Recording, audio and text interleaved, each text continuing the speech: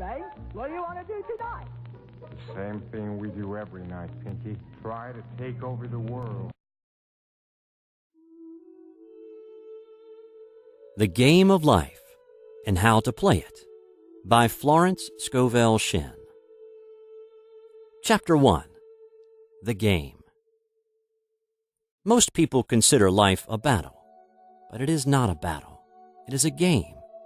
It is a game, however, which cannot be played successfully without the knowledge of spiritual law, and the Old and the New Testaments give the rules of the game with wonderful clearness.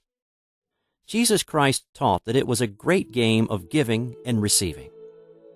Whatsoever a man soweth, that shall he also reap.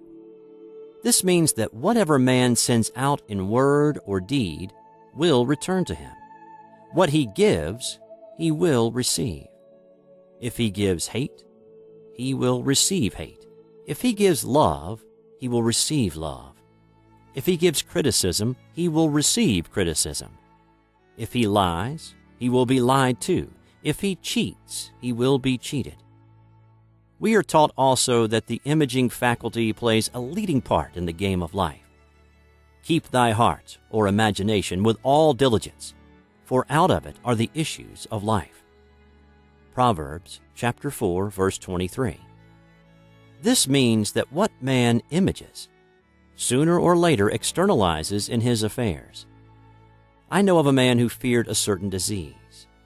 It was a very rare disease and difficult to get, but he pictured it continually and read about it until it manifested in his body.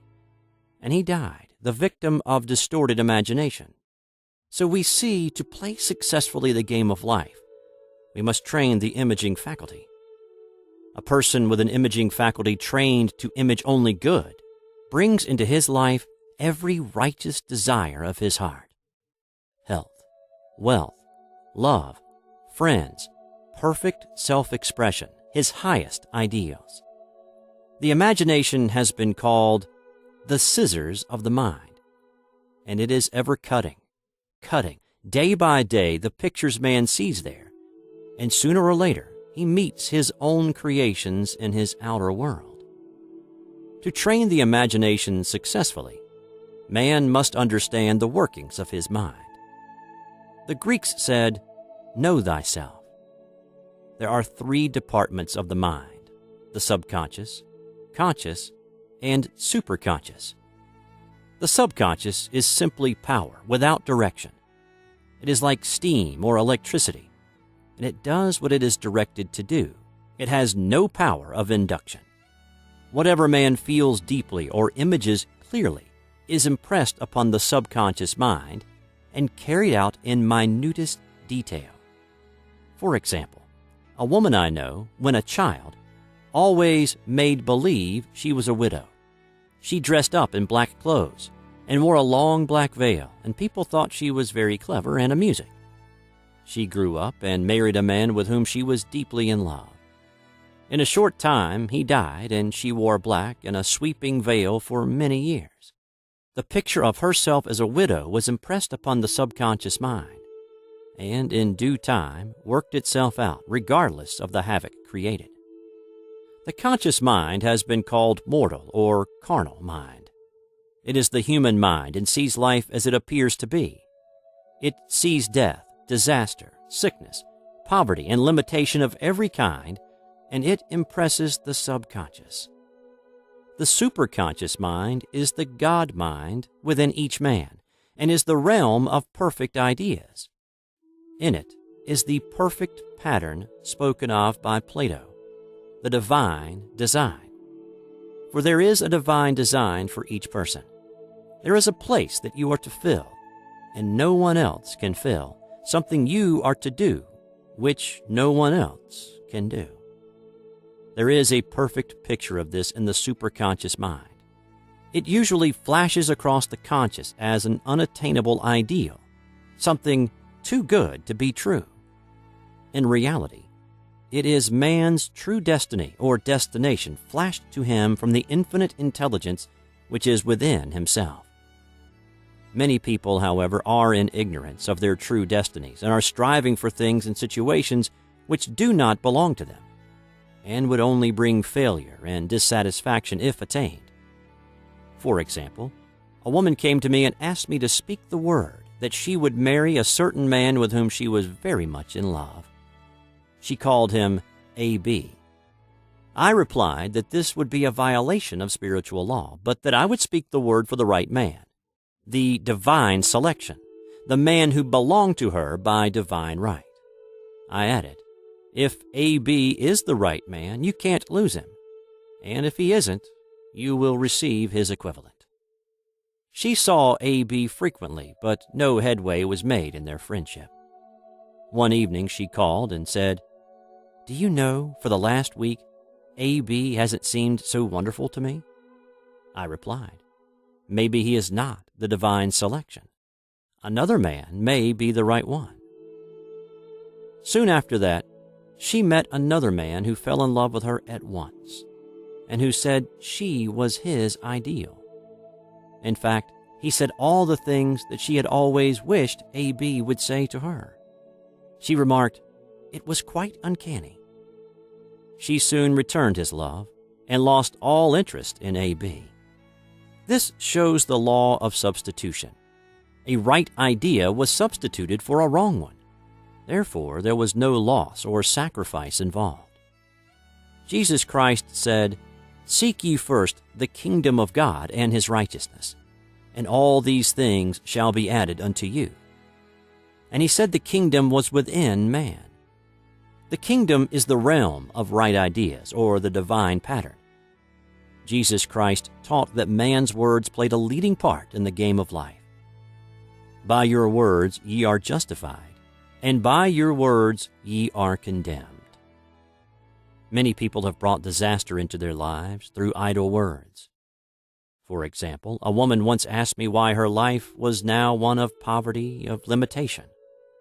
Formerly, she had a home, was surrounded by beautiful things, and had often tired of the management of her home, and had said repeatedly, "I'm sick and tired of things. I wish I lived in a trunk." And she added, "Today I am living in that trunk." She had spoken herself into a trunk. The subconscious mind has no sense of humor, and people often joke themselves into unhappy experiences. For example, a woman who had a great deal of money joked continually about getting ready for the poorhouse. In a few years, she was almost destitute, having impressed the subconscious mind with a picture of lack and limitation. Fortunately, the law works both ways, and a situation of lack may be changed to one of plenty. For example, a woman came to me one hot summer's day for a treatment for prosperity. She was worn out, dejected, and discouraged. She said she possessed just $8 in the world. I said, "Good. We'll bless the $8 and multiply them as Jesus Christ multiplied the loaves and fishes. For he taught that every man had the power to bless and to multiply, to heal and to prosper." She said, "What shall I do next?" I replied, "Follow intuition. Have you a hunch to do anything or to go anywhere?" Intuition means intuition, or to be taught from within. It is man's unerring guide, and I will deal more fully with its laws in a following chapter. The woman replied, "I don't know. I seem to have a hunch to go home. I've just enough money for car fare." Her home was in a distant city and was one of lack and limitation, and the reasoning mind, or intellect, would have said, "Stay in New York and get work and make some money." I replied, "Then go home. Never violate a hunch." I spoke the following words for her: "Infinite Spirit, open the way for great abundance for..." She is an irresistible magnet for all that belongs to her by divine right. I told her to repeat it continually also. She left for home immediately. In calling on a woman one day, she linked up with an old friend of her family. Through this friend, she received thousands of dollars in a most miraculous way. She has said to me often, "Tell people about the woman who came to you with $8 and a hunch."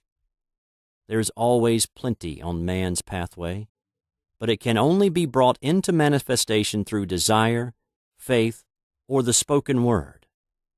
Jesus Christ brought out clearly that man must make the first move. Ask, and it shall be given you. Seek, and ye shall find. Knock, and it shall be opened unto you. Matthew chapter 7, verse 7. In the Scriptures we read, "Concerning the works of my hands, command ye me." Infinite intelligence. God is ever ready to carry out man's smallest or greatest demands. Every desire, uttered or unexpressed, is a demand. We are often startled by having a wish suddenly fulfilled. For example, one Easter, having seen many beautiful rose trees in the florist's windows, I wished I would receive one, and for an instant saw it mentally being carried in the door. Easter came, and with it a beautiful rose tree. I thanked my friend the following day and told her it was just what I had wanted. She replied, "I didn't send you a rose tree. I sent you lilies." The man had mixed the order and sent me a rose tree simply because I had started the law in action, and I had to have a rose tree. Nothing stands between man and his highest ideals and every desire of his heart but doubt and fear. When man can wish without worrying, every desire will be instantly fulfilled. I will explain more fully in a following chapter the scientific reason for this, and fear must be erased from the consciousness. It is man's only enemy. Fear of lack, fear of failure, fear of sickness, fear of loss, and a feeling of insecurity on some plane. Jesus Christ said, "Why are ye fearful, O ye of little faith?" Matthew chapter 8, verse 26. So we can see we must substitute faith for fear is only inverted faith. It is faith in evil instead of good. The object of the game of life is to see clearly one's good and to obliterate all mental pictures of evil. This must be done by impressing the subconscious mind with a realization of good. A very brilliant man who has attained great success told me he had suddenly erased all fear from his consciousness by reading a sign which hung in a room. He saw printed in large letters this statement: "Why worry? It will probably never happen." These words were stamped indelibly upon his subconscious mind, and he has now a firm conviction that only good can come into his life, therefore only good can manifest. In the following chapter, I will deal with the different methods of impressing the subconscious mind. It is man's faithful servant, but one must be careful to give it the right orders. Man has ever a silent listener at his side, his subconscious mind. Every thought, every word is impressed upon it and carried out in amazing detail. It is like a singer making a record on the sensitive disc of the phonographic plate. Every note and tone of the singer's voice is registered. If he coughs or hesitates, it is registered also. So let us break all the old bad records in the subconscious mind, the records of our lives which we do not wish to keep, and make new and beautiful ones. Speak these words aloud with power and conviction. I now smash and demolish, by my spoken word, every untrue record in my subconscious mind. They shall return to the dust heap of their native nothingness, for they came from my own vain imaginings. I now make my perfect records through the Christ within, the records of health, wealth, love, and perfect self-expression. This is the square of life, the game completed. In the following chapters, I will show how man can change his conditions by changing his words. Any man who does not know the power of the word is behind the times. Death and life are in the power of the tongue. Proverbs chapter 18, verse 21. Chapter 2. The Law of Prosperity. One of the greatest messages given to the race through the Scriptures is that God is man's supply, and that man can release through his spoken word all that belongs to him by divine right? He must, however, have perfect faith in his spoken word. Isaiah said, "My word shall not return unto me void, but shall accomplish that where it is sent." We know now that words and thoughts are a tremendous vibratory force ever molding man's body and affairs.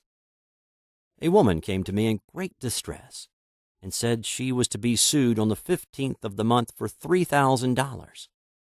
She knew no way of getting the money and was in despair. I told her God was her supply, and that there is a supply for every demand. So I spoke the word. I gave thanks that the woman would receive $3,000 at the right time in the right way.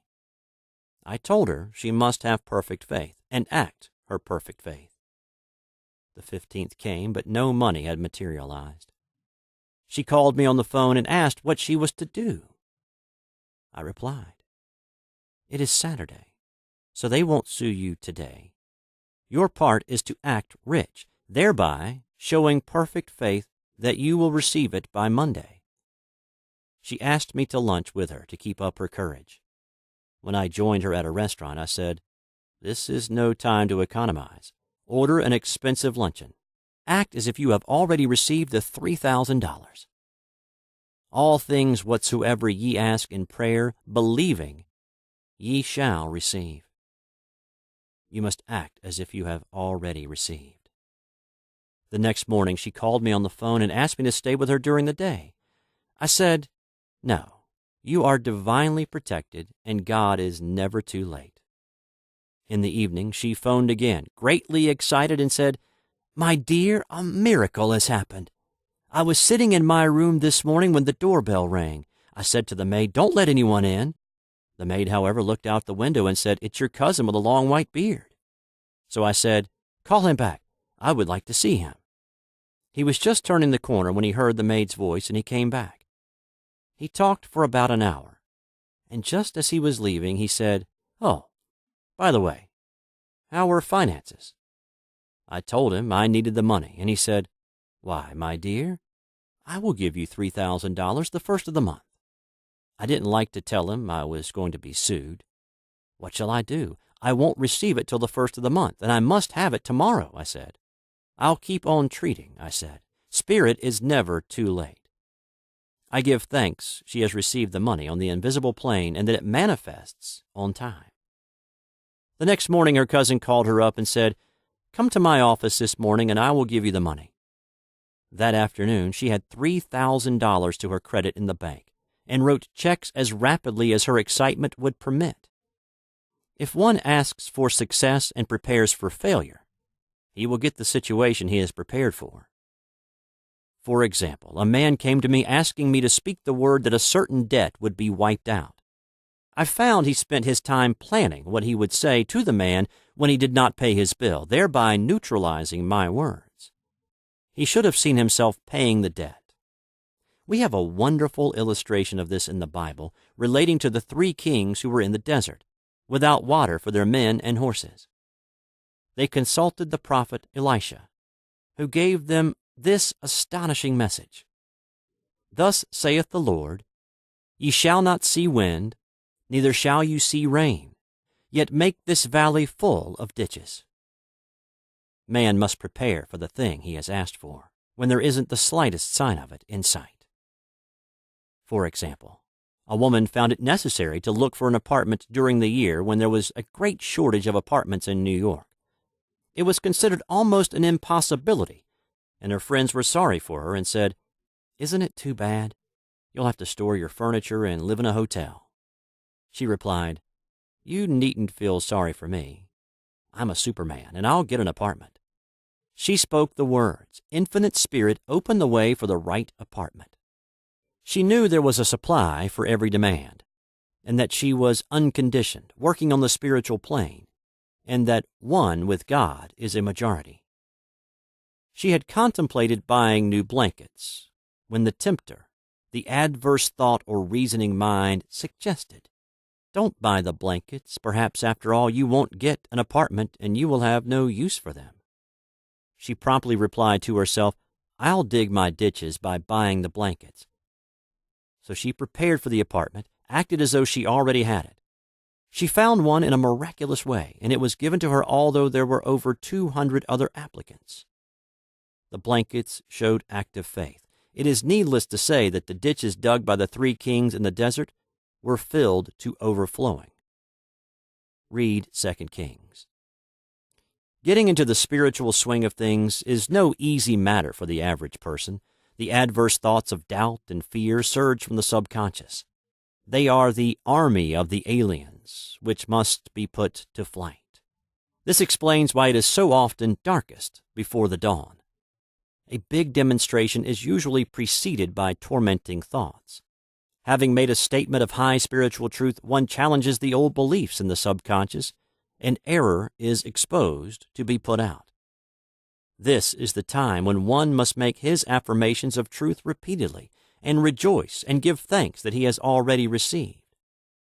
"Before ye call, I shall answer." This means that every good and perfect gift is already man's awaiting his recognition. Man can only receive what he sees himself receiving. The children of Israel were told that they could have all the land they could see. This is true of every man. He has only the land within his own mental vision. Every great work, every big accomplishment has been brought into manifestation through holding to the vision. And often just before the big achievement comes apparent failure and discouragement. The children of Israel, when they reached the promised land, were afraid to go in, for they said it was filled with giants who made them feel like grasshoppers. And there we saw the giants, and we were in our own sight as grasshoppers. This is almost every man's experience. However, the one who knows spiritual law is undisturbed by appearance and rejoices while he is yet in captivity. That is, he holds to his vision and gives thanks that the end is accomplished. He has received. Jesus Christ gave a wonderful example of this. He said to his disciples, "Say not ye, there are yet 4 months, and then cometh the harvest. Behold, I say unto you, lift up your eyes and look on the fields, for they are ripe already to harvest." His clear vision pierced the world of matter, and he saw clearly the 4th-dimensional world, things as they really are, perfect and complete in divine mind. So man must ever hold the vision of his journey's end and demand the manifestation of that which he has already received. It may be his perfect health, love, supply, self-expression, home, or friends. They are all finished and perfect ideas registered in divine mind, man's own superconscious mind, and must come through him, not to him. For example, a man came to me asking for treatments for success. It was imperative that he raise $50,000 for his business. The time limit was almost up when he came to me in despair.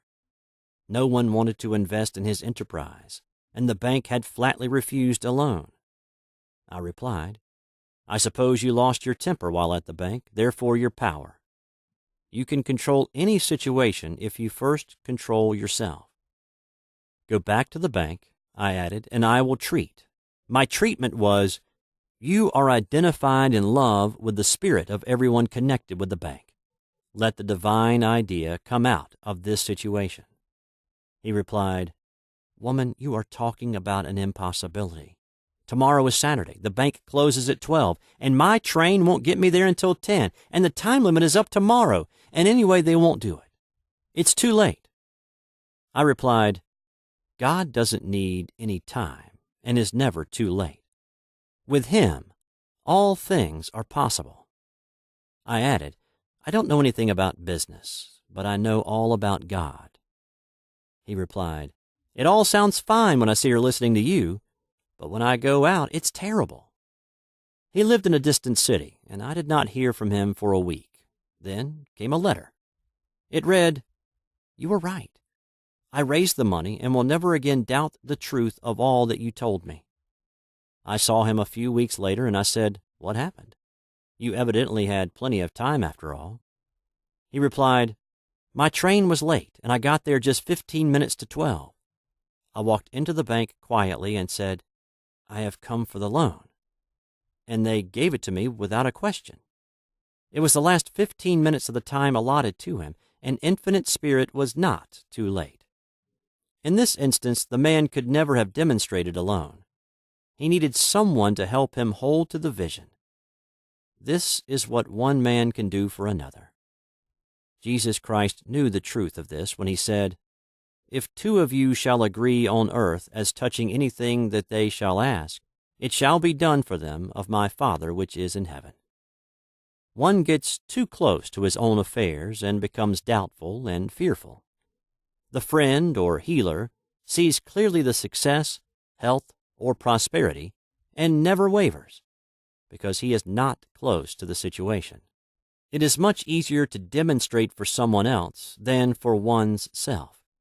So a person should not hesitate to ask for help if he feels himself wavering. A keen observer of life once said, "No man can fail if some one person sees him successful." Such is the power of the vision, and many a great man owed his success to a wife or sister or a friend who believed in him and held without wavering to the perfect pattern. Chapter 3. The Power of the Word. A person knowing the power of the Word becomes very careful of his conversation. He has only to watch the reaction of his words to know that they do not return void. Through his spoken word, man is continually making laws for himself. I knew a man who said, "I always miss a car. It invariably pulls out just as I arrive." His daughter said, "I always catch a car. It's sure to come just as I get there." This occurred for years.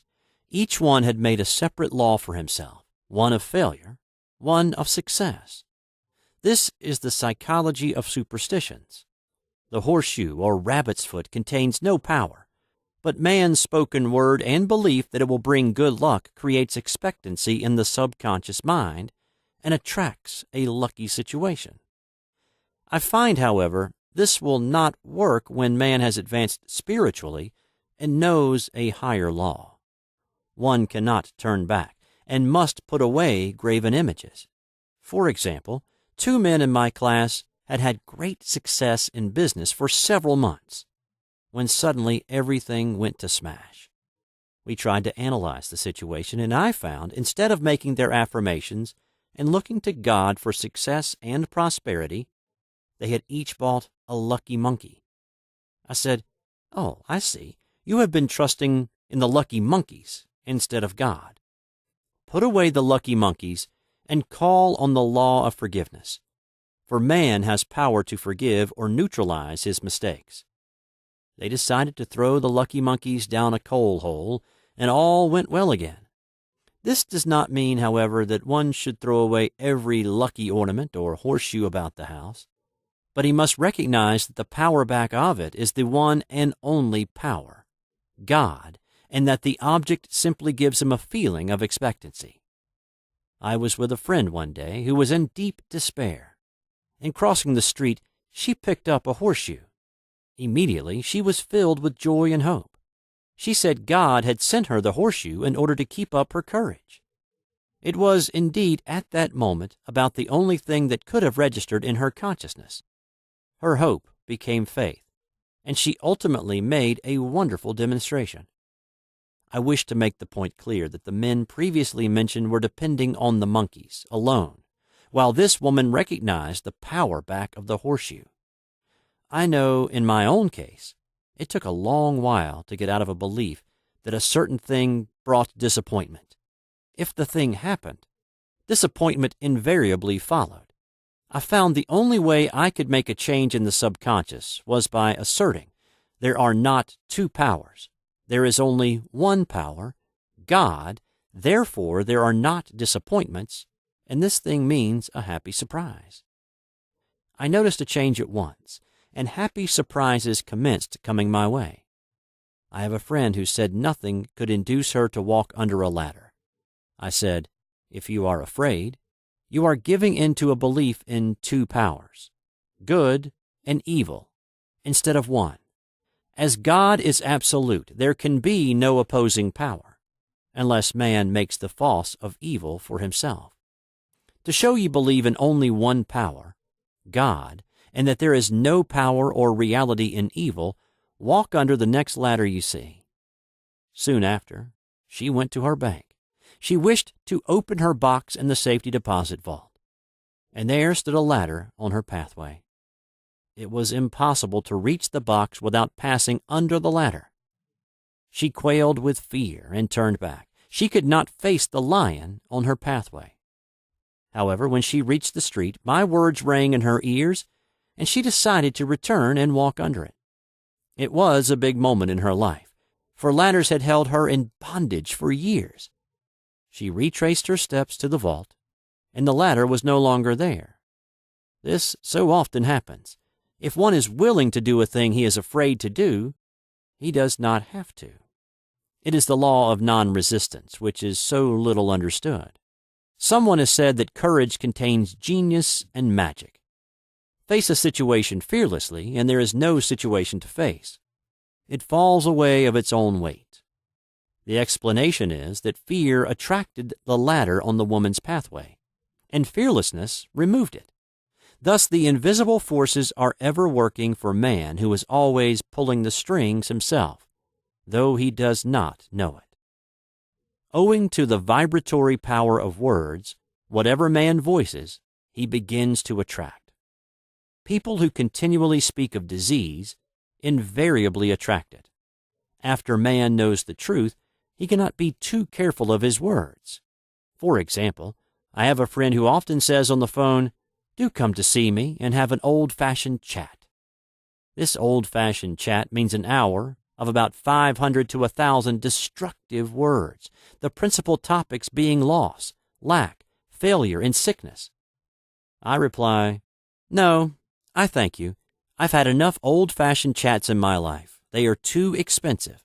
But I will be glad to have a new-fashioned chat and talk about what we want, not what we don't want." There is an old saying that man only dares use his words for three purposes: to heal, bless, or prosper. What man says of others will be said of him, and what he wishes for another he is wishing for himself. Curses, like chickens, come home to roost. If a man wishes someone bad luck, he is sure to attract bad luck himself. If he wishes to aid someone to success, he is wishing and aiding himself to success. The body may be renewed and transformed through the spoken word and clear vision, and disease be completely wiped out of the consciousness. The metaphysician knows that all disease has a mental correspondence, and in order to heal the body, one must first heal the soul. The soul is the subconscious mind, and it must be saved from wrong thinking. In the 23rd Psalm, we read, "He restoreth my soul." This means that the subconscious mind or soul must be restored with the right ideas, and the mystical marriage is the marriage of the soul and the spirit, or the subconscious and superconscious mind. They must be one. When the subconscious is flooded with the perfect ideas of the superconscious, God and man are one. I and the Father are one. That is, he is one with the realm of perfect ideas. He is the man made in God's likeness and image, imagination, and is given power and dominion over all created things, his mind, body, and affairs. It is safe to say that all sickness and unhappiness come from the violation of the law of love. "A new commandment I give unto you, love one another, and in the game of life, love or goodwill takes every trick." For example, a woman I know had for years an appearance of a terrible skin disease. The doctors told her it was incurable, and she was in despair. She was on the stage, and she feared she would soon have to give up her profession, and she had no other means of support. She, however, procured a good engagement, and on the opening night made a great hit. She received flattering notices from the critics, and was joyful and elated. The next day she received a notice of dismissal. a man in the caste, had been jealous of her success and had caused her to be sent away. She felt hatred and resentment taking complete possession of her, and she cried out, "Oh, God, don't let me hate that man." That night she worked for hours in the silence. She said, "I soon came into a very deep silence. I seemed to be at peace with myself, with the man, and with the whole world. I continued this for 2 following nights, and on the 3rd day I found I was healed completely of the skin disease. In asking for love or goodwill, she had fulfilled the law, for love is the fulfilling of the law, and the disease, which came from subconscious resentment, was wiped out. Continual criticism produces rheumatism, as critical, inharmonious thoughts cause unnatural deposits in the blood, which settle in the joints. False growths are caused by jealousy, hatred, unforgiveness, fear, etc. Every disease is caused by a mind not at ease. I said once in my class, there is no use asking anyone, "What's the matter with you?" We might just as well say, "Who's the matter with you?" Unforgiveness is the most prolific cause of disease. It will harden arteries or liver and affect the eyesight. In its train are endless ills. I called on a woman one day who said she was ill from having eaten a poisoned oyster. I replied, "Oh, no, the oyster was harmless. You poisoned the oyster. What's the matter with you?" She answered, "Oh, about 19 people." She had quarreled with 19 people and had become so inharmonious that she attracted the wrong oyster. Any inharmony on the external indicates there is mental inharmony. As the within, so the without. Man's only enemies are within himself, and a man's foes shall be they of his own household. Personality is one of the last enemies to be overcome, as this planet is taking its initiation in love. It was Christ's message, peace on earth, goodwill towards man.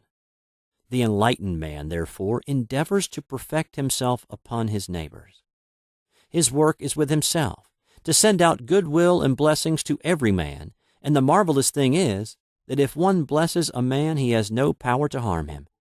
For example, a man came to me asking to treat for success in business. He was selling machinery, and a rival appeared on the scene with what he proclaimed was a better machine, and my friend feared defeat. I said, "First of all, we must wipe out all fear and know that God protects your interest, and that the divine idea must come out of the situation. That is, the right machine will be sold by the right man to the right man." And I added, "Don't hold one critical thought towards that man. Bless him all day and be willing not to sell your machine if it isn't the divine idea." So we went to the meeting, fearless and non-resistant, and blessing the other man. He said the outcome was very remarkable. The other man's machine refused to work, and he sold his without the slightest difficulty. But I say unto you, love your enemies, bless them that curse you, do good to them that hate you, and pray for them which spitefully use you and persecute you. Goodwill produces a great aura of protection about the one who sends it, and no weapon that is formed against him shall prosper. In other words, love and goodwill destroy the enemies with one's self. Therefore, one has no enemies on the external. There is peace on earth for him who sends goodwill to man. Chapter 4. The Law of Non-Resistance. Nothing on earth can resist an absolutely non-resistant person. The Chinese say that water is the most powerful element because it is perfectly non-resistant. It can wear away a rock and sweep all before it. Jesus Christ said, "Resist not evil." For he knew in reality there is no evil, therefore nothing to resist. Evil has come of man's vain imagination, or belief in two powers, good and evil. There is an old legend that Adam and Eve ate of Maya, the tree of illusion, and saw two powers instead of one power, God. Therefore, evil is a false law man has made for himself through psychoma or soul sleep. Soul sleep means that man's soul has been hypnotized by the race belief of sin, sickness, and death, etc., which is carnal or mortal thought, and his affairs have outpictured his illusions. We have read in a preceding chapter that man's soul is his subconscious mind, and whatever he feels deeply, good or bad, is outpictured by that faithful servant. His body and affairs show forth what he has been picturing. The sick man has pictured sickness, the poor man poverty, the rich man wealth. People often say, "Why does a little child attract illness when it is too young even to know what it means?" I answer that children are sensitive and receptive to the thoughts of others about them, and often outpicture the fears of their parents. I heard a metaphysician once say, "If you do not run your subconscious mind yourself, someone else will run it for you." Mothers often unconsciously attract illness and disaster to their children by continually holding them in thoughts of fear and watching for symptoms. For example, a friend asked a woman if her little girl had had the measles. She replied promptly, "Not yet." This implied that she was expecting the illness and therefore preparing the way for what she did not want for herself and child. However, the man who is centered and established in right thinking, the man who sends out only goodwill to his fellow man and who is without fear, cannot be touched or influenced by the negative thoughts of others. In fact, he could then receive only good thoughts, as he himself sends forth only thoughts. Resistance is hell, for it places man in a state of torment. A metaphysician once gave me a wonderful recipe for taking every trick in the game of life. It is the acme of non-resistance. He gave it in this way. At one time in my life, I baptized children, and of course, they had many names. Now I no longer baptize children, but I baptize events. But I give every event the same name. If I have a failure, I baptize it success, in the name of the Father, and of the Son, and of the Holy Ghost. In this, we see the great law of transmutation, founded on non-resistance. Through his spoken word, every failure was transmuted into success. For example, a woman who required money and who knew the spiritual law of opulence was thrown continually in a business way with a man who made her feel very poor. He talked lack and limitation, and she commenced to catch his poverty thoughts. So she disliked him and blamed him for her failure. She knew in order to demonstrate her supply, she must first feel that she had received. A feeling of opulence must precede its manifestation. It dawned on her one day that she was resisting the situation and seeing two powers instead of one. So she blessed the man and baptized the situation success. She affirmed, as there is only one power, God, this man is here for my good and my prosperity. Just what he did not seem to be there for. Soon after that, she met, through this man, a woman who gave her, for a service rendered, several $1,000s, and the man moved to a distant city and faded harmoniously from her life. Make the statement, "Every man is a golden link in the chain of my good, for all men are God in manifestation, awaiting the opportunity given by man, himself, to serve the divine plan of his life." Bless your enemy, and you rob him of his ammunition. His arrows will be transmuted into blessings. This law is true of nations as well as individuals. Bless a nation, send love and goodwill to every inhabitant, and it is robbed of its power to harm. Man can only get the right idea of non-resistance through spiritual understanding. My students have often said, "I don't want to be a doormat."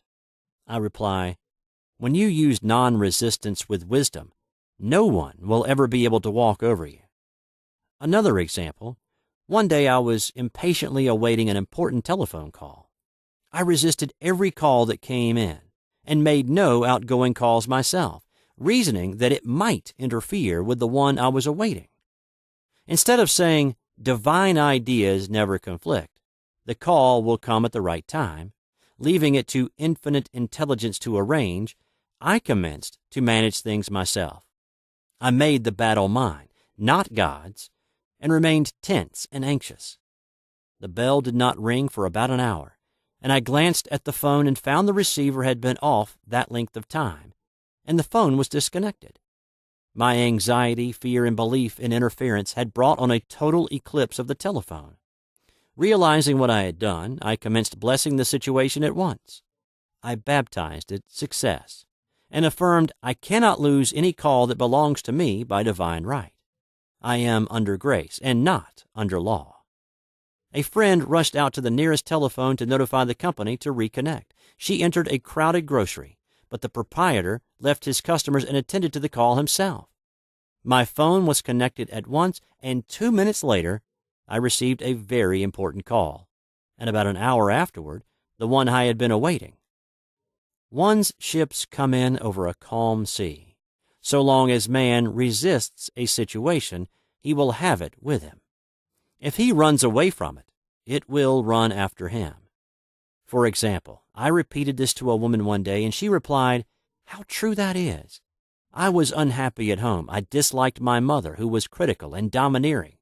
So I ran away and was married. But I married my mother, for my husband was exactly like my mother, and I had the same situation to face again." Agree with thine adversary quickly. This means agree that the adverse situation is good, be undisturbed by it, and it falls away of its own weight. "None of these things move me" is a wonderful affirmation. The inharmonious situation comes from some inharmony within man himself. When there is in him no emotional response to an inharmonious situation, it fades away forever from his pathway. So we see man's work is ever with himself. People have said to me, "Give treatments to change my husband or my brother." I reply, "No, I will give treatments to change you. When you change, your husband and your brother will change." One of my students was in the habit of lying. I told her it was a failure method, and if she lied, she would be lied to. She replied, "I don't care. I can't possibly get along without lying." One day she was speaking on the phone to a man with whom she was very much in love. She turned to me and said, "I don't trust him. I know he's lying to me." I replied, "Well, you lie yourself, so someone has to lie to you, and you will be sure it will be just the person you want the truth from." Some time after that, I saw her, and she said, "I'm cured of lying." I questioned, "What cured you?" And she replied, "I have been living with a woman who lied worse than I did." One is often cured of his faults by seeing them in others. Life is a mirror, and we find only ourselves reflected in our associates. Living in the past is a failure method and a violation of spiritual law. Jesus Christ said, "Behold, now is the accepted time. Now is the day of salvation." Lot's wife looked back and was turned into a pillar of salt. The robbers of time are the past and the future. Man should bless the past and forget it if it keeps him in bondage, and bless the future, knowing it has in store for him endless joys, but live fully in the now. For example, a woman came to me complaining that she had no money with which to buy Christmas gifts. She said, "Last year was so different. I had plenty of money and gave lovely presents, and this year I have scarcely a cent." I replied, "You will never demonstrate money while you are pathetic and live in the past.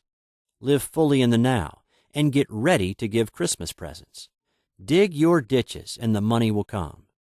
She exclaimed, "I know what to do. I will buy some tinsel twine, Christmas seals, and wrapping paper."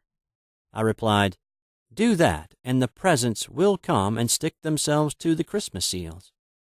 This, too, was showing financial fearlessness and faith in God, as the reasoning mind said, "Keep every cent you have, as you are not sure you will get any more." She bought the seals, paper, and twine, and a few days before Christmas received a gift of several $100s. Buying the seals and twine had impressed the subconscious with expectancy and opened the way for the manifestation of the money. She purchased all the presents in plenty of time. man must live suspended in the moment. Look well, therefore, to this day. Such is the salutation of the dawn. He must be spiritually alert, ever awaiting his leads, taking advantage of every opportunity. One day I said continually, silently, Infinite Spirit, don't let me miss a trick. And something very important was told to me that evening. It is most necessary to begin the day with right words. Make an affirmation immediately upon waking. For example, Thy will be done this day. Today is a day of completion. I give thanks for this perfect day. Miracle shall follow miracle, and wonders shall never cease.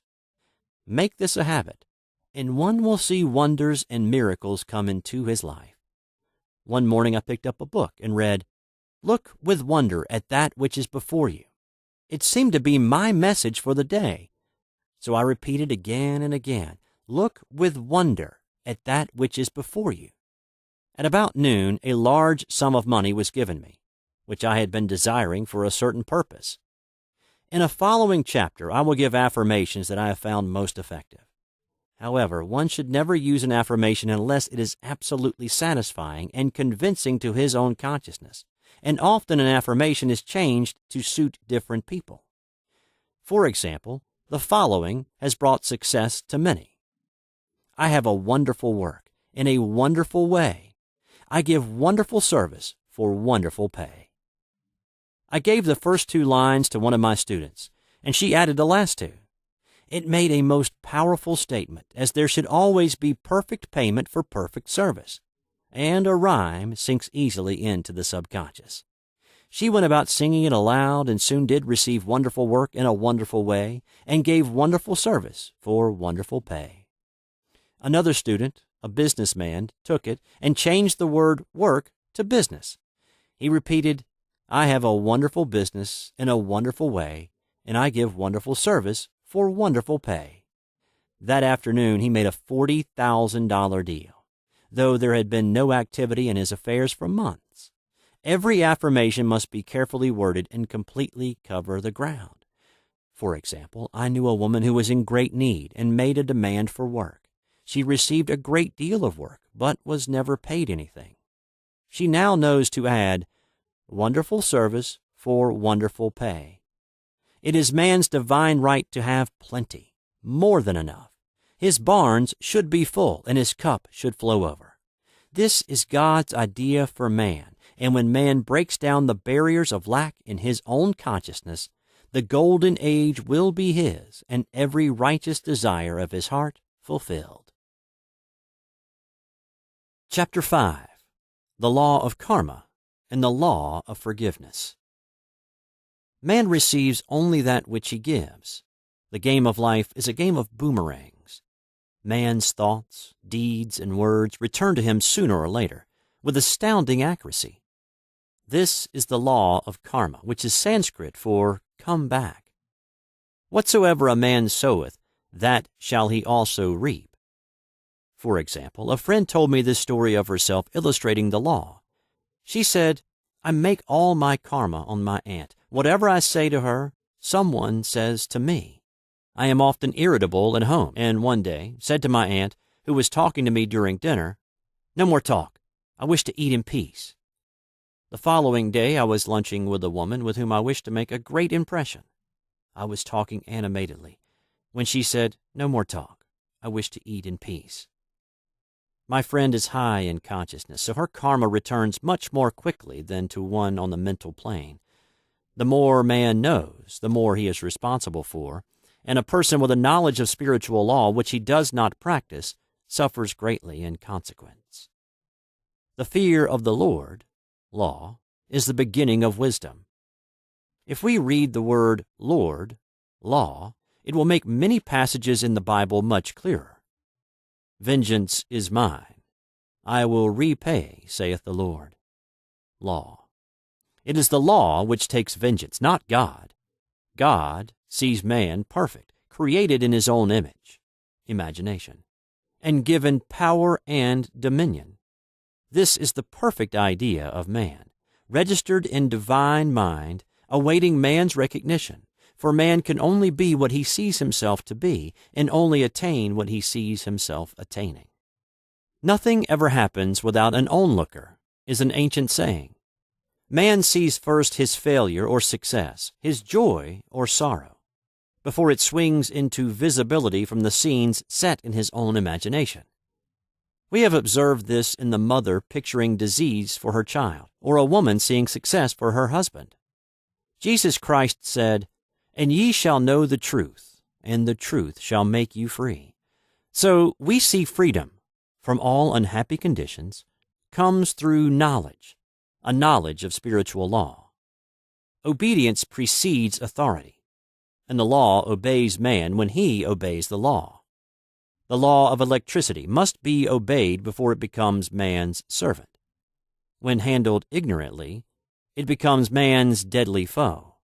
So with the laws of mind. For example, a woman with a strong personal will wished she owned a house which belonged to an acquaintance, and she often made mental pictures of herself living in the house. In the course of time, the man died and she moved into the house. Several years afterwards, coming into the knowledge of spiritual law, she said to me, "Do you think I had anything to do with that man's death?" I replied, "Yes, your desire was so strong everything made way for it, but you paid your karmic debt. Your husband, whom you loved devotedly, died soon after, and the house was a white elephant on your hands for years." The original owner, however, could not have been affected by her thoughts had he been positive in the truth, nor her husband, but they were both under karmic law. The woman should have said, feeling the great desire for the house, "Infinite intelligence, give me the right house, equally as charming as this, the house which is mine, by divine right." The divine selection would have given perfect satisfaction and brought good to all. The divine pattern is the only safe pattern to work by. Desire is a tremendous force and must be directed in the right channels, or chaos ensues. In demonstrating, the most important step is the first step, to ask aright. Man should always demand only that which is by divine right. To go back to the illustration, had the woman taken this attitude, "If this house I desire is mine, I cannot lose it. If it is not, give me its equivalent."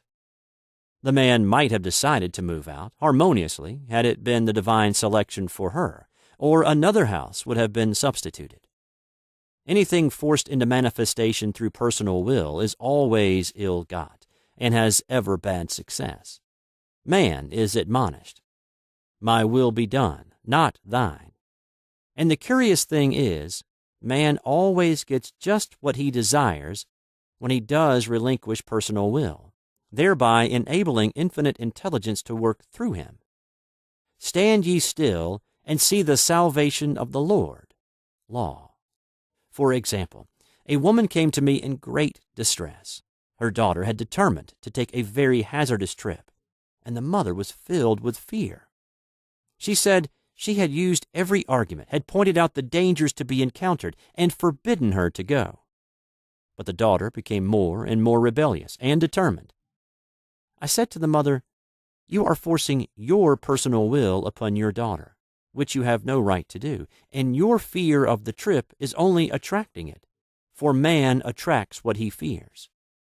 I added, "Let go and take your mental hands off.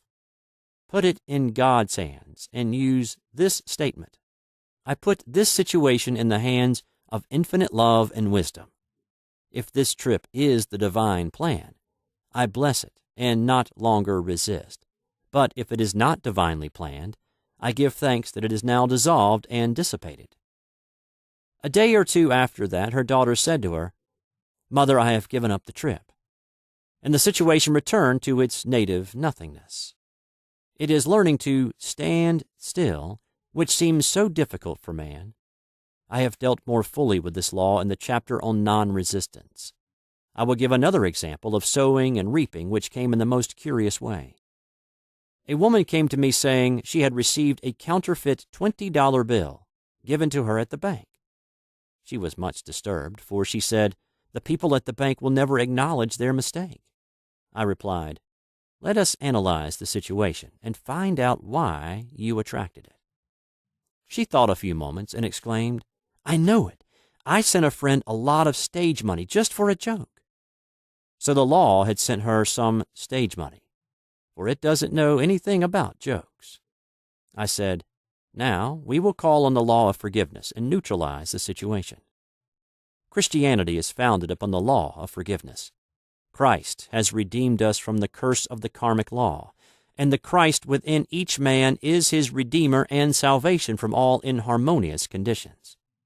So I said, "Infinite Spirit, we call on the law of forgiveness and give thanks that she is under grace and not under law, and cannot lose this $20 which is hers by divine right.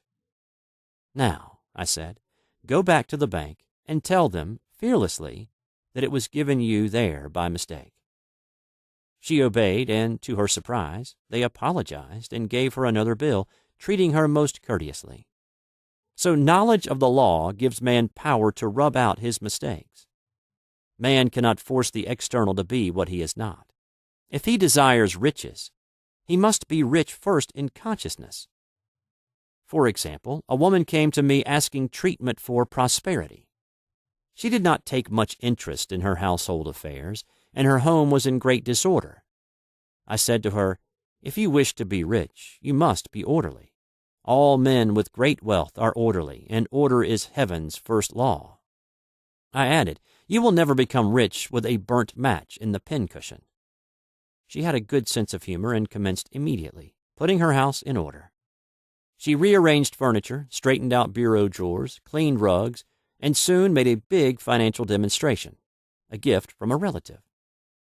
The woman herself became made over and keeps herself keyed up financially by being ever watchful of the external and expecting prosperity, knowing God is her supply.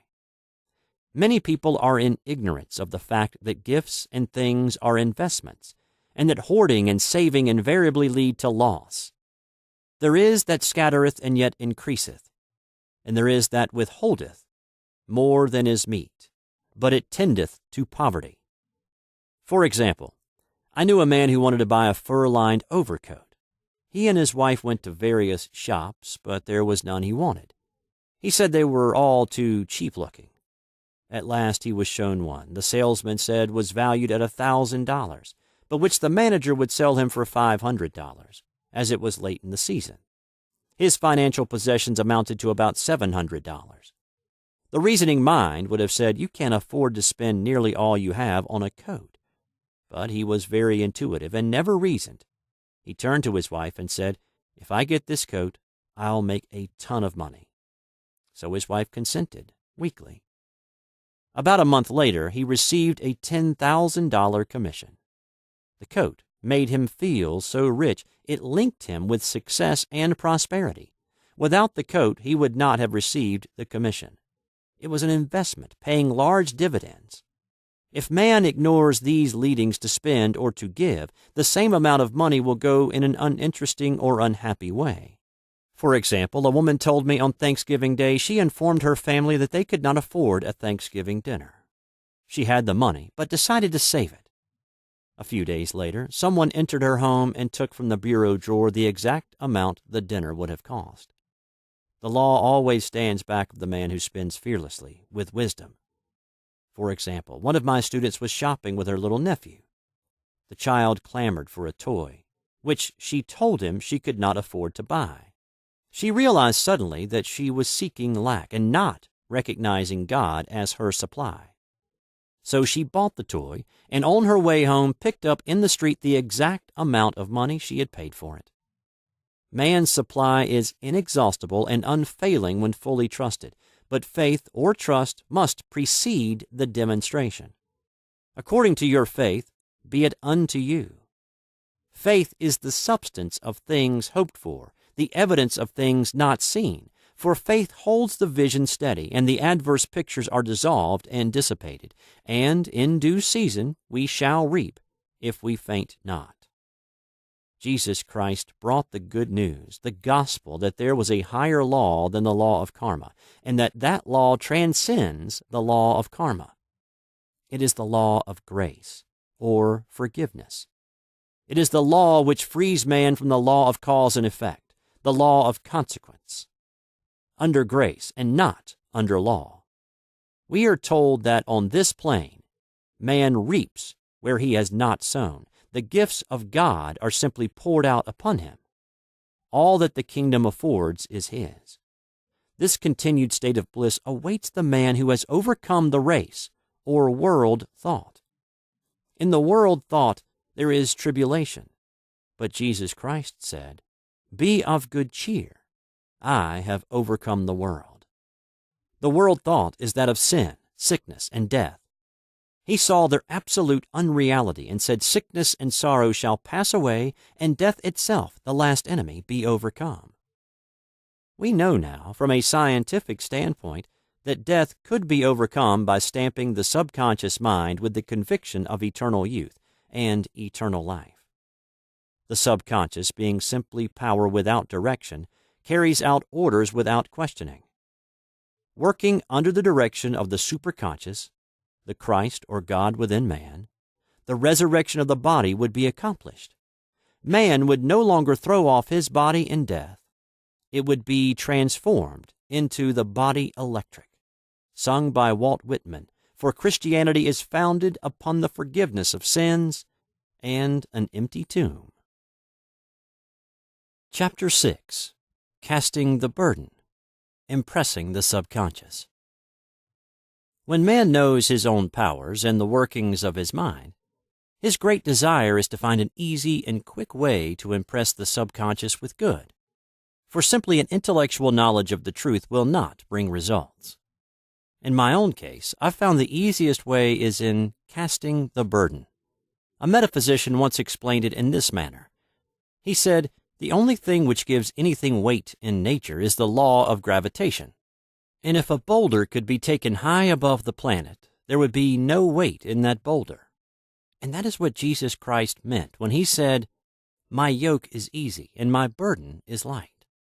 He had overcome the world vibration and functioned in the fourth-dimensional realm, where there is only perfection, completion, life, and joy. He said, "Come to me, all ye that are labor and are heavy laden, and I will give you rest. Take my yoke upon you, for my yoke is easy and my burden is light." We are also told in the 55th Psalm to cast thy burden upon the Lord. Many passages in the Bible state that the battle is God's, not man's, and that man is always to stand still and see the salvation of the Lord. This indicates that the superconscious mind, or Christ within, is the department which fights man's battles and relieves him of burdens. We see, therefore, that man violates law if he carries a burden, and a burden is an adverse thought or condition, and this thought or condition has its root in the subconscious. It seems almost impossible to make any headway directing the subconscious from the conscious or reasoning mind. As the reasoning mind, the intellect is limited in its conceptions and filled with doubts and fears. How scientific it then is to cast the burden upon the superconscious mind, or Christ within, where it is made light, or dissolved into its native nothingness. For example, a woman in urgent need of money made light upon the Christ within, the superconscious, with the statement, "I cast this burden of lack on the Christ within, and I go free to have plenty." The belief in lack was her burden, as she cast it upon the superconscious with its belief of plenty. An avalanche of supply was the result. We read, "The Christ in you, the hope of glory." Another example, one of my students had been given a new piano, and there was no room in her studio for it until she had moved out the old one. She was in a state of perplexity. She wanted to keep the old piano, but knew of no place to send it. She became desperate, as the new piano was to be sent immediately, in fact, was on its way with no place to put it. She said it came to her to repeat, "I cast this burden on the Christ within, and I go free." A few moments later, her phone rang, and a woman friend asked if she might rent her old piano, and it was moved out, a few minutes before the new one arrived. I knew a woman whose burden was resentment. She said, "I cast this burden of resentment on the Christ within, and I go free to be loving, harmonious, and happy." The almighty superconscious flooded the subconscious with love, and her whole life was changed. For years, resentment has held her in a state of torment and imprisoned her soul, the subconscious mind. The statement should be made over and over and over, sometimes for hours at a time, silently or audibly, with quietness but determination. I have often compared it to winding up a Victrola. We must wind ourselves up with spoken words. I have noticed in casting the burden, after a little while one seems to see clearly. It is impossible to have clear vision while in the throes of carnal mind. Doubts and fear poison the mind and body, and imagination runs riot, attracting disaster and disease. In steadily repeating the affirmation, "I cast this burden on the Christ within and go free," the vision clears, and with it a feeling of relief, and sooner or later comes the manifestation of good, be it health, happiness, or supply. One of my students once asked me to explain the darkness before the dawn. I referred in a preceding chapter to the fact that often before the big demonstration everything seems to go wrong, and deep depression clouds the consciousness. It means that out of the subconscious are rising the doubts and fears of the ages. These old derelicts of the subconscious rise to the surface, to be put out. It is then that man should clap his cymbals, like Jehoshaphat, and give thanks that he is saved, even though he seems surrounded by the enemy, the situation of lack or disease. The student continued, "How long must one remain in the dark?" And I replied, "Until one can see in the dark. And casting the burden enables one to see in the dark. In order to impress the subconscious, active faith is always essential. Faith without works is dead." In these chapters, I have endeavored to bring out this point. Jesus Christ showed active faith when he commanded the multitude to sit down on the ground before he gave thanks for the loaves and fishes. I will give another example showing how necessary this step is. In fact, active faith is the bridge over which man passes to his promised land. Through misunderstanding, a woman had been separated from her husband, whom she loved deeply. He refused all offers of reconciliation and would not communicate with her in any way. Coming into the knowledge of spiritual law, she denied the appearance of separation. She made this statement: "There is no separation in divine mind. Therefore, I cannot be separated from the love and companionship which are mine by divine right." She showed active faith by arranging a place for him at the table every day, thereby impressing the subconscious with a picture of his return. Over a year passed, but she never wavered, and one day he walked in. The subconscious is often impressed through music. Music has a fourth-dimensional quality and releases the soul from imprisonment. It makes wonderful things seem possible and easy of accomplishment. I have a friend who uses her Victrola daily for this purpose. It puts her in perfect harmony and releases the imagination. Another woman often dances while making her affirmations. The rhythm and harmony of music and motion carry her words forth with tremendous power. The student must remember also not to despise the day of small things. Invariably, before a demonstration come signs of land. Before Columbus reached America, he saw birds and twigs which showed him land was near. So it is with a demonstration. But often the student mistakes it for the demonstration itself and is disappointed. For example, a woman had spoken the word for a set of dishes. Not long afterwards, a friend gave her a dish which was old and cracked. She came to me and said, "Well, I asked for a set of dishes, and all I got was a cracked plate." I replied, "The plate was only signs of land. It shows your dishes are coming. Look upon it as birds and seaweed." And not long afterwards, the dishes came. Continually making believe impresses the subconscious. If one makes believe he is rich, and makes believe he is successful, in due time he will reap. Children are always making believe, and except ye be converted and become as little children, ye shall not enter the kingdom of heaven. For example, I know of a woman who was very poor, but no one could make her feel poor.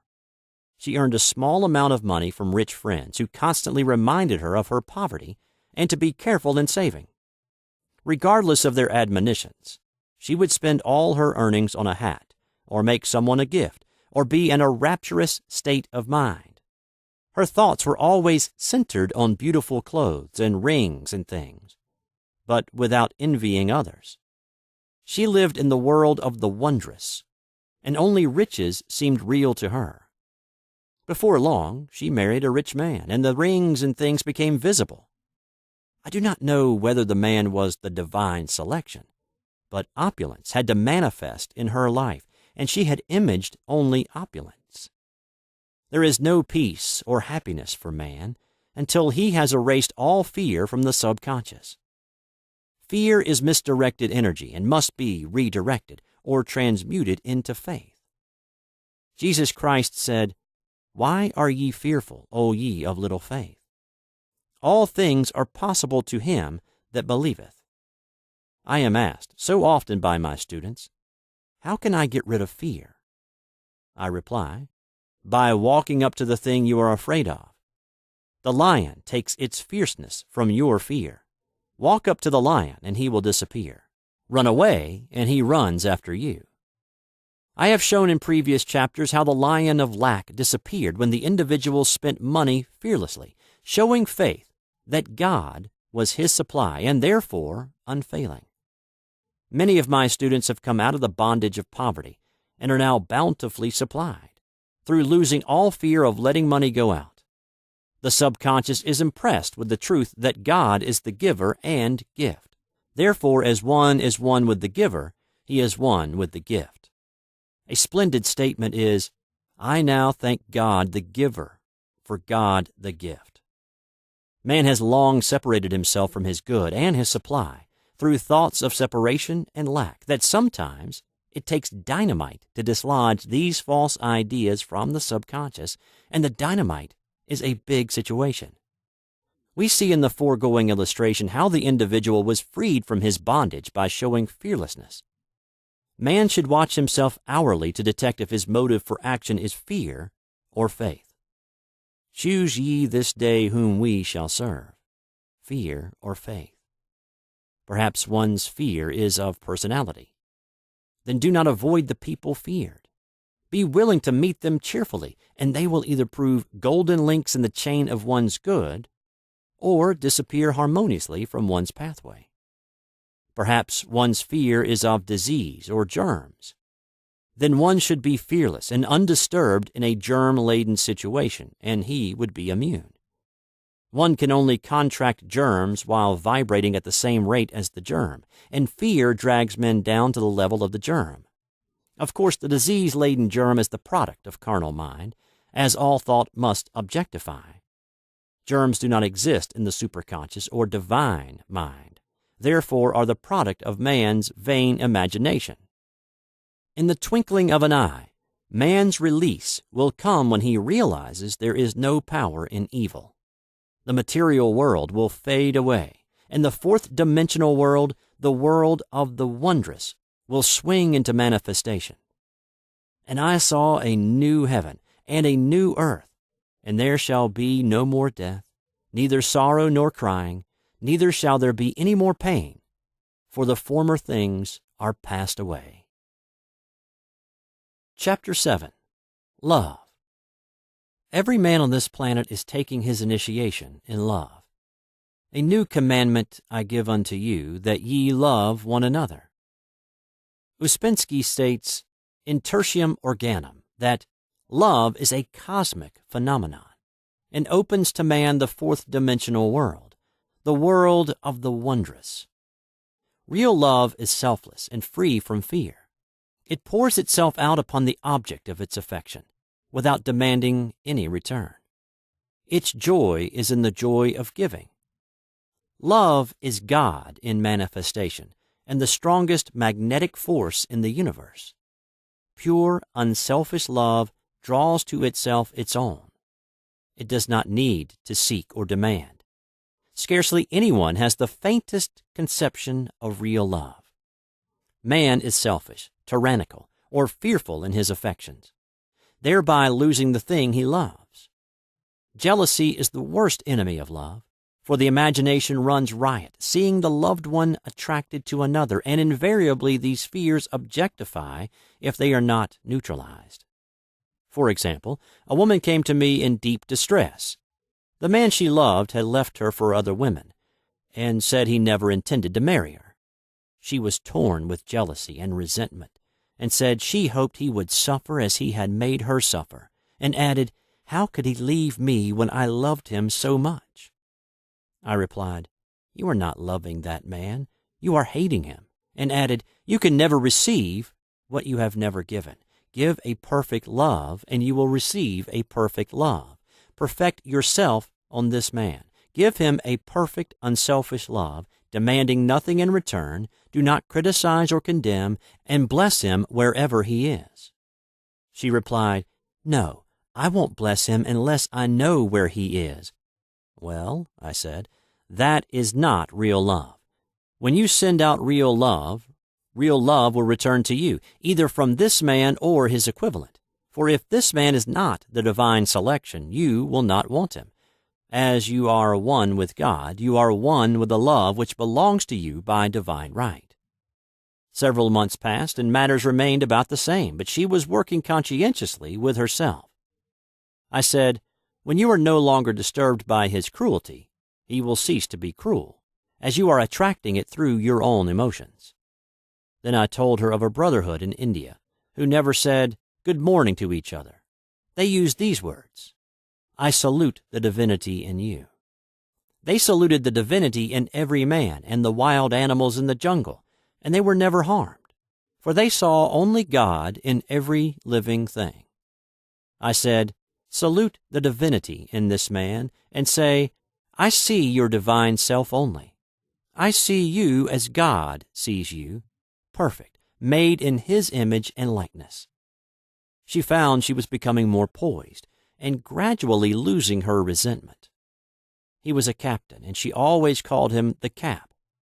One day she said, suddenly, "God bless the Cap wherever he is."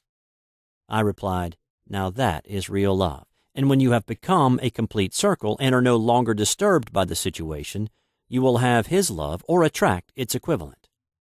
I was moving at this time and did not have a telephone, so was out of touch with her for a few weeks, when one morning I received a letter saying, "We are married." At the earliest opportunity, I paid her a call. My first words were, "What happened?" "Oh," she exclaimed, "a miracle. One day I woke up and all suffering had ceased. I saw him that evening and he asked me to marry him. We were married in about a week, and I have never seen a more devoted man." There is an old saying, "No man is your enemy. No man is your friend. Every man is your teacher." So one should become impersonal and learn what each man has to teach him, and soon he would learn his lessons and be free. The woman's lover was teaching her selfless love, which every man, sooner or later, must learn. Suffering is not necessary for man's development. It is the result of violation of spiritual law, but few people seem able to rouse themselves from their soul sleep without it. When people are happy, they usually become selfish, and automatically the law of karma is set in action. Man often suffers loss through lack of appreciation. I knew a woman who had a very nice husband, but she often said, "I don't care anything about being married. But that is nothing against my husband. I'm simply not interested in married life." She had other interests and scarcely remembered she had a husband. She only thought of him when she saw him. One day her husband told her he was in love with another woman and left. She came to me in distress and resentment. I replied, "It is exactly what you spoke the word for. You said you didn't care anything about being married, so the subconscious worked to get you unmarried." She said, "Oh yes, I see. People get what they want and then feel very much hurt." She soon became in perfect harmony with the situation and knew they were both much happier apart. When a woman becomes indifferent or critical and ceases to be an inspiration to her husband, he misses the stimulus of her early relationship and is restless and unhappy. A man came to me dejected, miserable, and poor. His wife was interested in the science of numbers and had had him read. It seems the report was not very favorable, for he said, "My wife says I'll never amount to anything because I'm a 2. I replied, "I don't care what your number is. You're a perfect idea in divine mind, and we will demand the success and prosperity which are already planned for you by that infinite intelligence." Within a few weeks, he had a very fine position, and a year or two later he achieved a brilliant success as a writer. No man is a success in business unless he loves his work. The picture the artist paints for love of his art is his greatest work. The potboiler is always something to live down. No man can attract money if he despises it. Many people are kept in poverty by saying, "Money means nothing to me, and I have a contempt for people who have it." This is the reason so many artists are poor. Their contempt for money separates them from it. I remember hearing one artist say of another, "He's no good as an artist. He has money in the bank." This attitude of mind, of course, separates man from his supply. He must be in harmony with a thing in order to attract it. Money is God in manifestation, as freedom from want and limitation. But it must be always kept in circulation and put to right uses. Hoarding and saving react with grim vengeance. This does not mean that man should not have houses and lots, stocks and bonds, for the barns of the righteous man shall be full. It means man should not hoard even the principal if an occasion arises when money is necessary. In letting it go out fearlessly and cheerfully, he opens the way for more to come in, for God is man's unfailing and inexhaustible supply. This is the spiritual attitude towards money, and the great bank of the universal never fails. We see an example of hoarding in the film production of Greed. The woman won $5,000 in a lottery, but would not spend it. She hoarded and saved, let her husband suffer and starve, and eventually she scrubbed floors for a living. She loved the money itself and put it above everything, and one night she was murdered and the money taken from her. This is an example of where love of money is the root of all evil. Money in itself is good and beneficial, but used for destructive purposes, hoarded and saved, or considered more important than love, brings disease and disaster, and the loss of the money itself. Follow the path of love, and all things are added, for God is love, and God is supply. Follow the path of selfishness and greed, and the supply vanishes, and man is separated from it. For example, I knew the case of a very rich woman who hoarded her income. She rarely gave anything away, but bought things for herself. She was very fond of necklaces, and a friend once asked her how many she possessed. She replied, 67. She bought them and put them away, carefully wrapped in tissue paper. Had she used the necklaces, it would have been quite legitimate, but she was violating the law of use. Her closets were filled with clothes she never wore, and jewels which never saw the light. The woman's arms were gradually becoming paralyzed from holding on to things, and eventually she was considered incapable of looking after her affairs, and her wealth was handed over to others to manage. So man, in ignorance of the law, brings about his own destruction. All disease, all unhappiness come from the violation of the law of love. Man's boomerangs of hate, resentment, and criticism come back laden with sickness and sorrow. Love seems almost a lost art, but the man with the knowledge of spiritual law knows it must be regained, for without it he has become as sounding brass and tinkling cymbals. For example, I had a student who came to me month after month to clean her consciousness of resentment. After a while, she arrived at the point where she resented only one woman, but that one woman kept her busy. Little by little, she became poised and harmonious, and one day, all resentment was wiped out. She came in radiant and exclaimed, "You can't understand how I feel." The woman said something to me, and instead of being furious, I was loving and kind, and she apologized and was perfectly lovely to me. No one can understand the marvelous lightness I feel within. Love and goodwill are invaluable in business. For example, a woman came to me complaining of her employer. She said she was cold and critical, and knew she did not want her in the position. Well, I replied, salute the divinity in the woman and send her love. She said, I can't. She's a marble woman. I answered, you remember the story of the sculptor who asked for a certain piece of marble? He was asked why he wanted it, and he replied, because there is an angel in the marble. And out of it he produced a wonderful work of art. She said, very well, I'll try it. A week later she came back and said, I did what you told me to, and now the woman is very kind and took me out in her car. People are sometimes filled with remorse for having done someone an unkindness, perhaps years ago. If the wrong cannot be righted, its effect can be neutralized by doing someone a kindness in the present. This one thing I do, forgetting those things which are behind and reaching forth unto things where are before. Sorrow, regret, and remorse tear down the cells of the body and poison the atmosphere of the individual. A woman said to me in deep sorrow, treat me to be happy and joyous, for my sorrow makes me so irritable with members of my family that I keep making more karma. I was asked to treat a woman who was mourning for her daughter. I denied all belief in loss and separation and affirmed that God was the woman's joy, love, and peace. The woman gained her poise at once, but sent word by her son not to treat any longer because she was so happy it wasn't respectable.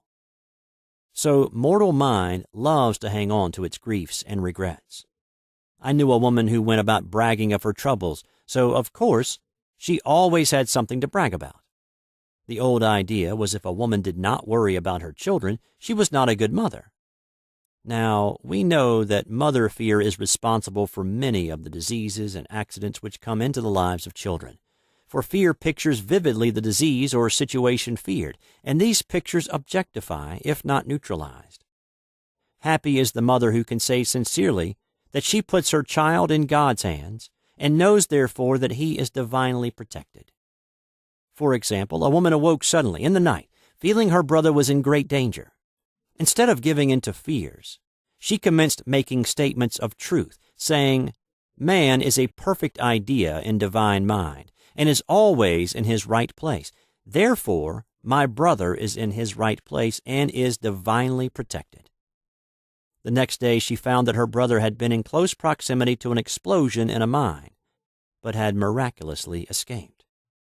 So man is her brother's keeper, in thought, and every man should know that the thing he loves dwells in the secret place of the Most High, and abides under the shadow of the Almighty. There shall no evil befall thee, neither shall any plague come nigh thy dwelling. Perfect love casteth out fear. He that feareth is not made perfect in love. And love is the fulfilling of the law. Chapter 8. Intuition or Guidance. There is nothing too great of accomplishment for the man who knows the power of his word, and who follows his intuitive leads. By the word, he starts in action unseen forces and can rebuild his body or remold his affairs. It is therefore of the utmost importance to choose the right words, and the student carefully selects the affirmation he wishes to catapult into the invisible. He knows that God is his supply, that there is a supply for every demand, and that his spoken word releases this supply.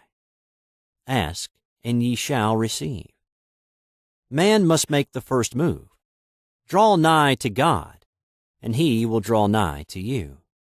I have often been asked just how to make a demonstration. I reply, speak the word, and then do not do anything until you get a definite lead. Demand the lead, saying, Infinite Spirit, reveal to me the way. Let me know if there is anything for me to do. The answer will come through intuition or hunch, a chance remark from someone, or a passage in a book. The answers are sometimes quite startling in their exactness.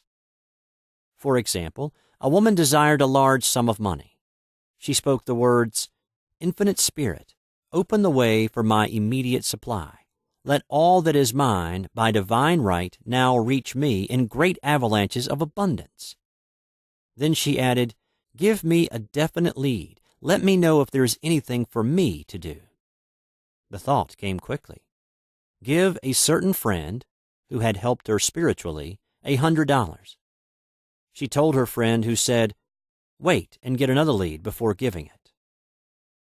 So she waited, and that day met a woman who said to her, "I gave someone $1 today. It was just as much for me as it would be for you to give someone 100. This was indeed an unmistakable lead, so she knew she was right in giving the $100. It was a gift which proved a great investment, for shortly after that, a large sum of money came to her in a remarkable way. Giving opens the way for receiving. In order to create activity in finances, one should give. Tithing, or giving 1/10 of one's income, is an old Jewish custom and is sure to bring increase. Many of the richest men in this country have been tithers, and I have never known it to fail as an investment. The 10th part goes forth and returns blessed and multiplied. But the gift, or tithe, must be given with love and cheerfulness, for God loveth a cheerful giver. Bills should be paid cheerfully. All money should be sent forth fearlessly and with a blessing. This attitude of mind makes man master of money. It is his to obey, and his spoken word then opens vast reservoirs of wealth. Man himself limits his supply by his limited vision. Sometimes the student has a great realization of wealth, but is afraid to act. The vision and action must go hand in hand, as in the case of the man who bought the fur-lined overcoat. A woman came to me asking me to speak the word for a position. So I demanded, "Infinite Spirit, open the way for this woman's right position." Never ask for just a position. Ask for the right position, the place already planned in divine mind, as it is the only one that will give satisfaction. I then gave thanks that she had already received and that it would manifest quickly. Very soon she had 3 positions offered her, 2 in New York and 1 in Palm Beach, and she did not know which to choose. I said, "Ask for a definite lead." The time was almost up and was still undecided when one day she telephoned. When I woke up this morning, I could smell Palm Beach. She had been there before and knew its balmy fragrance. I replied, "Well, if you can smell Palm Beach from here, it is certainly your lead." She accepted the position, and it proved a great success. Often one's lead comes at an unexpected time. One day I was walking down the street when I suddenly felt a strong urge to go to a certain bakery, a block or 2 away. The reasoning mind resisted, arguing, "There is nothing there that you want." However, I had learned not to reason, so I went to the bakery, looked at everything, and there was certainly nothing there that I wanted. But coming out, I encountered a woman I had thought of often, and who was in great need of the help which I could give her. So often, one goes for one thing and finds another. Intuition is a spiritual faculty and does not explain, but simply points the way. A person often receives a lead during a treatment. The idea that comes may seem quite irrelevant, but some of God's leadings are mysterious. In the class one day, I was treating that each individual would receive a definite lead. A woman came to me afterwards and said, "While you were treating, I got the hunch to take my furniture out of storage and get an apartment." The woman had come to be treated for health. I told her I knew in getting a home of her own, her health would improve, and I added, "I believe your trouble, which is congestion, has come from having things stored away. Congestion of things causes congestion in the body. You have violated the law of use, and your body is paying the penalty." So I gave thanks that divine order was established in her mind, body, and affairs. People little dream of how their affairs react on the body. There is a mental correspondence for every disease. A person might receive instantaneous healing through the realization of his body being a perfect idea in divine mind, and therefore whole and perfect. But if he continues his destructive thinking, hoarding, hating, fearing, condemning, the disease will return. Jesus Christ knew that all sickness came from sin, but admonished the leper after the healing to go and sin no more, lest a worse thing come upon him. So man's soul, or subconscious mind, must be washed whiter than snow for permanent healing, and the metaphysician is always delving deep for the correspondence. Jesus Christ said, "Condemn not, lest ye also be condemned. Judge not, lest ye be judged." Many people have attracted disease and unhappiness through condemnation of others. What man condemns in others, he attracts to himself. For example, a friend came to me in anger and distress because her husband had deserted her for another woman. She condemned the other woman and said continually she knew he was a married man and had no right to accept his attentions. I replied, "Stop condemning the woman. Bless her, and be through with the situation. Otherwise, you are attracting the same thing to yourself." She was deaf to my words, and a year or two later became deeply interested in a married man herself. Man picks up a live wire whenever he criticizes or condemns, and may expect a shock. Indecision is a stumbling block in many a pathway. In order to overcome it, make the statement repeatedly. I am always under direct inspiration.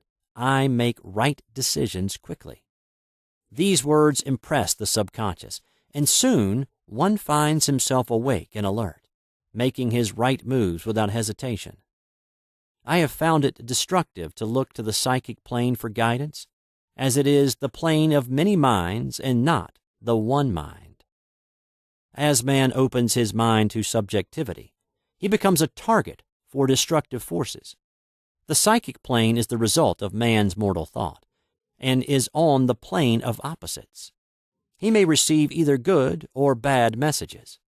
The science of numbers and the reading of horoscopes keep man down on the mental or mortal plane, for they deal only with the karmic path. I know of a man who should have been dead years ago, according to his horoscope, but he is alive and a leader of one of the biggest movements in this country for the uplift of humanity. It takes a very strong mind to neutralize a prophecy of evil. The student should declare, "Every false prophecy shall come to naught. Every plan my Father in heaven has not planned shall be dissolved and dissipated. The divine idea now comes to pass." However, if any good message has ever been given one of coming happiness or wealth, harbor and expect it, and it will manifest sooner or later through the law of expectancy. Man's will should be used to back the universal will. I will that the will of God be done. It is God's will to give every man every righteous desire of his heart, and man's will should be used to hold the perfect vision without wavering. The prodigal son said, "I will arise and go to my father." It is indeed often an effort of the will to leave the husks and swine of mortal thinking. It is so much easier for the average person to have fear than faith. So faith is an effort of the will. As man becomes spiritually awakened, he recognizes that any external inharmony is the correspondence of mental inharmony. If he stumbles or falls, he may know he is stumbling or falling in consciousness.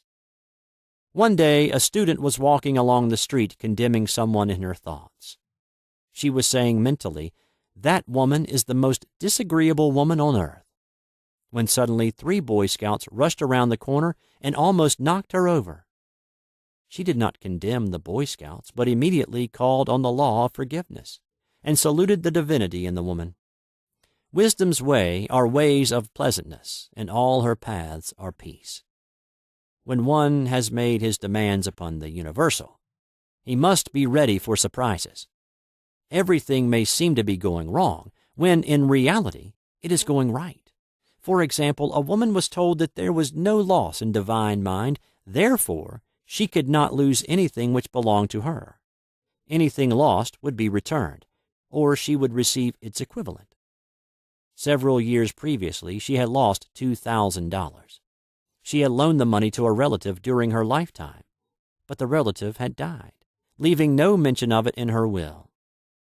The woman was resentful and angry, and as she had no written statement of the transaction, she never received the money. So she determined to deny the loss and collect the $2,000 from the Bank of the Universal. She had to begin by forgiving the woman, as resentment and unforgiveness closed the doors of this wonderful bank. She made this statement: "I deny loss. There is no loss in divine mind. Therefore, I cannot lose the $2,000 which belong to me by divine right. As one door shuts, another door opens." She was living in an apartment house which was for sale, and in the lease was a clause stating that if the house was sold, the tenants would be required to move out within 90 days. Suddenly, the landlord broke the leases and raised the rent. Again, injustice was on her pathway, but this time she was undisturbed. She blessed the landlord and said, "As the rent has been raised, it means that I'll be that much richer, for God is my supply." New leases were made out for the advanced rent, but by some divine mistake, the 90 days clause had been forgotten. Soon after, the landlord had an opportunity to sell the house. On account of the mistake in the new leases, the tenants held possession for another year. The agent offered each tenant $200 if he would vacate. Several families moved. 3 remained, including the woman. A month or 2 passed, and the agent again appeared. This time he said to the woman, "Will you break your lease for the sum of $1,500? It flashed upon her, "Here comes the $2,000. She remembered having said to friends in the house, "We will all act together if anything more is said about leaving." So her lead was to consult her friends. These friends said, "Well, if they have offered you $1,500, they will certainly give $2,000. So she received a check for $2,000 for giving up the apartment. It was certainly a remarkable working of the law, and the apparent injustice was merely opening the way for her demonstration. It proved that there is no loss, and when man takes his spiritual stand, he collects all that is his from this great reservoir of good. "I will restore to you the years the locusts have eaten." These adverse thoughts alone rob man. For no man gives to himself but himself, and no man takes away from himself but himself. Man is here to prove God and to bear witness to the truth, and he can only prove God by bringing plenty out of lack, and justice out of justice.